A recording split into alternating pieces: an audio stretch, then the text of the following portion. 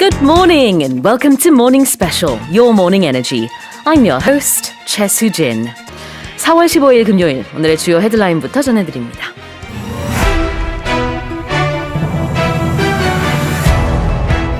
President Vladimir Putin has vowed that Russia's bloody offensive in Ukraine will continue until its goals are fulfilled and has insisted the campaign is going as planned. Finnish Prime Minister Sanna Marin has said her country will decide whether to apply to join NATO within weeks, saying there's no reason to delay the decision.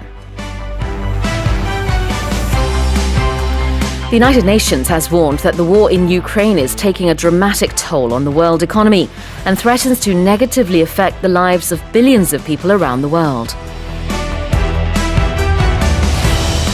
US Treasury Secretary Janet Yellen has urged China to persuade Russia to end its war in Ukraine and warned that staying on the sidelines could jeopardize China's standing in the global economy.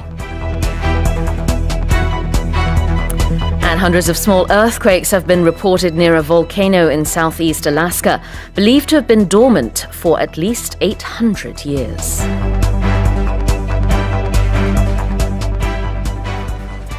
Well, let's take a closer look at today's headlines one by one. We're going to focus on the expressions first and foremost. Here's headline number one. President Vladimir Putin has vowed that Russia's bloody offensive in Ukraine will continue until its goals are fulfilled, and has insisted that the campaign is going as planned. 블라디미르 푸틴 러시아 대통령이 러시아의 목표가 달성될 때까지 우크라이나 유혈 공세를 계속할 것이라고 공언하고 현재 러시아의 군사작전은 계획대로 진행되고 있다고 주장했습니다. 자, 여기서 몇 가지 단어를 좀 볼게요. offensive라는 단어가 나왔습니다. 형용사 아니고요. 여기서는 명사예요. bloody offensive.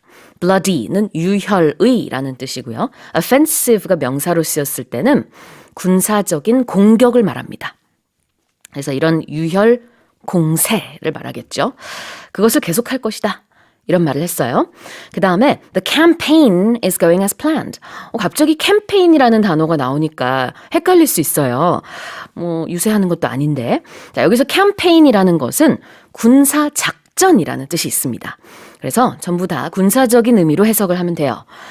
자, 그 다음에 또 언제까지? Until its goals are fulfilled. 언제까지 이런 유혈 공세를 계속할 거냐면 목표 달성할 때까지. 목표 달성. 여기서는 until its goals are fulfilled라고 했어요. 또 다른 표현으로 until its goals are met라고도 할 수 있습니다. President Vladimir Putin has vowed that Russia's bloody offensive in Ukraine will continue until its goals are fulfilled and has insisted the campaign is going as planned. 다음으로 두 번째 헤드라인입니다. Finnish Prime Minister Sanna Marin has said her country will decide whether to apply to join NATO within weeks, saying there's no reason to delay the decision. 사나 마린 핀란드 총리가 나토 가입 신청 여부를 몇 주 안에 결정할 것이라고 발표하고 결정을 미룰 이유가 없다는 뜻을 밝혔습니다. apply라는 게 신청하다라는 뜻이 있고요. 그다음에 join이 바로 가입하다예요.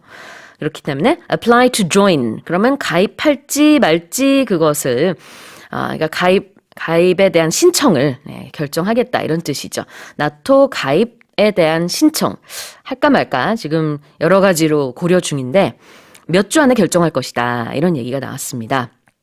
영어로는 NATO라고 하고요. 우리는 이제 나토라고 하죠.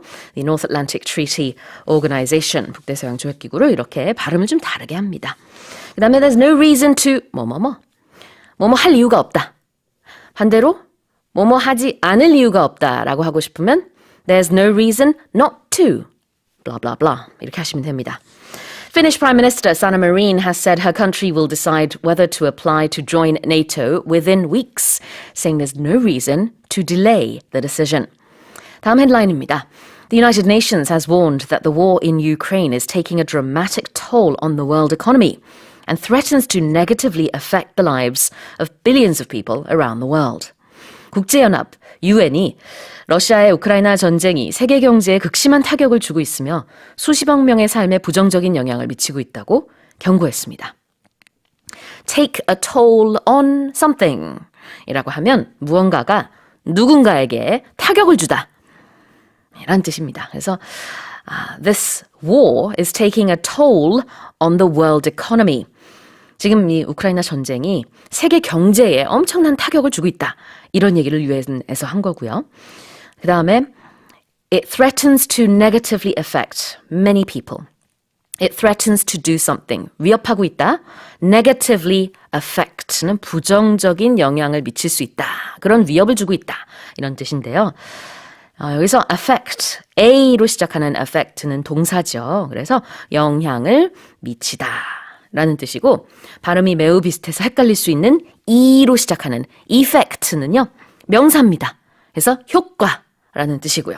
의미가 다르고 발음은 좀 비슷하기 때문에 헷갈릴 수 있어서 반드시 구별해서 사용을 하셔야 돼요. 원어민들도 가끔 틀려요. 괜찮습니다.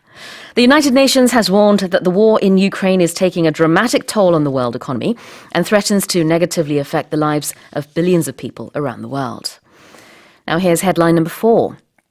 US Treasury Secretary Janet Yellen has urged China to persuade Russia to end its war in Ukraine and warned that staying on the sidelines could jeopardize China's standing in the global economy.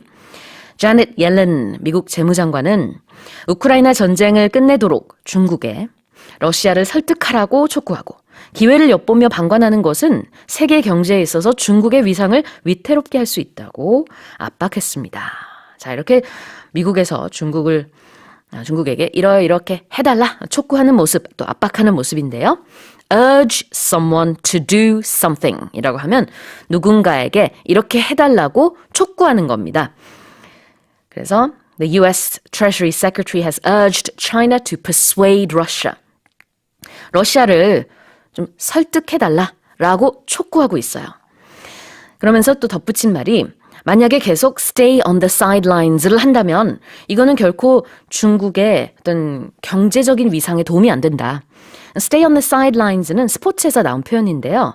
스포츠 경기에 참여하지 않고 그 옆에 그냥 앉아있는 거죠. 아니면 뭐 서 있거나. 그래서 옆에서 그냥 구경하는 겁니다. 이렇게 방관만 하고 있으면은 뭐 이렇게 지금 기회를 엿보면서 바라만 보고 있는 것은 결코 중국 경제에 도움이 안 된다. 이런 얘기를 미국의 이제 재무장관이 했습니다. US Treasury Secretary Janet Yellen has urged China to persuade Russia to end its war in Ukraine and warned that staying on the sidelines could jeopardize China's standing in the global economy. 마지막 헤드라인 살펴볼게요.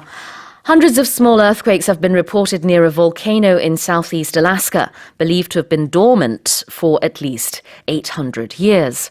최소 800년 동안 휴화산으로 추정되던 알래스카 남동부의 에지컨브 화산 근처에서 수백 건의 지진이 발생한 것으로 나타났습니다.